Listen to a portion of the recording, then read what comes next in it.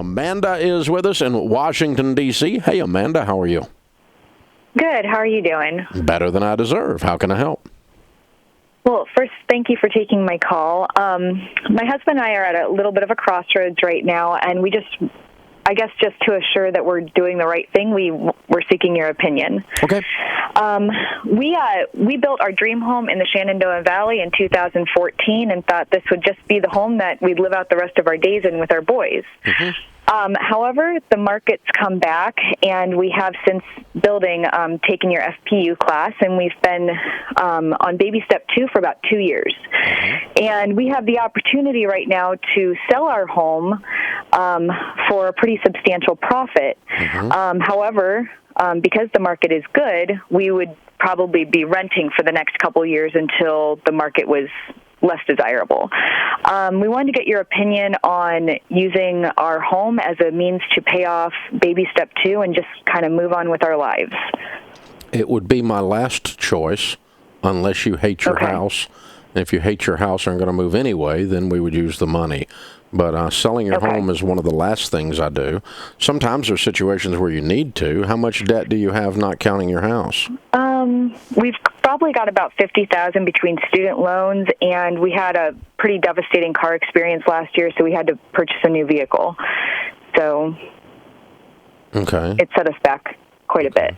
I'm sorry. How are you forced to purchase a new vehicle? We had about $20,000. Well, it wasn't a new vehicle; it was new to us. So we had to take out a loan because we spent most of our emergency fund trying to fix the one that ended up needing replaced in the end. Okay, and so how much car debt do you have? We have about $14,000 in car debt. Mm-hmm. Okay, all right. So instead of buying a hoopty, you bought a $14,000 car. Yeah. Okay. We were really afraid to get into car issues again, terrified actually to get into more car issues. So we bought something a little bit too expensive. Yeah.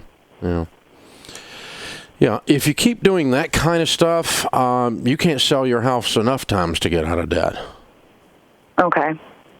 The reason we are considering selling is long-term, we don't wish to stay here. We're hoping to... I thought it was your dream home. It was before we realized what we had done. It was How much is your house payment? Our house payment's $2,100 a month. And what is your household take-home pay? My husband brings home $120. I'm a stay-at-home homeschool mom. Okay, so you're at 25% or less. So what is it that you've done? Or we realized what we've done. It's a very expensive house that we custom built. We'd like to downsize and be a little bit more reasonable with the space that we have. We feel like we're kind of spinning our wheels with trying to pay our debt down, and I think that we both think that we could have a smaller home with less of a payment and be just as happy. And this is the same lady who just bought a $14,000 car because her other one broke down. Oh, it wasn't a breakdown. Well, I mean, we put $15,000 into the other vehicle, and the gas tank ended up failing as the last. Listen, you do whatever you want to do, hon. It's going to be okay.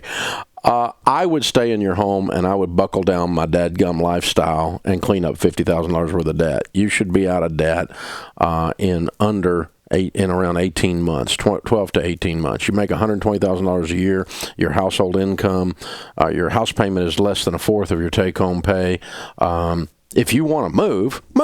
I don't care. It doesn't matter to me. But I think that you guys vacillate back and forth on what is a crisis and what's important. And if you don't stop doing that, you're going to be broke your whole life. Because you can justify all you want, but that car decision was a bad decision. It was stupid. And if you keep doing that kind of stuff, you can't sell your house enough times to get out of it. So, and now you're going to move to a smaller house.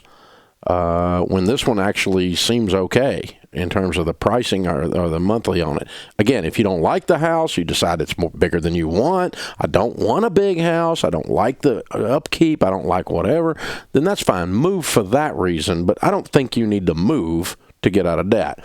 I think you need to get clear boundaries on your life that we're not borrowing money anymore and cut your lifestyle and get on a tight budget and then pay off your debt. That's how you get out of debt. But if you want to move, I don't care. Move.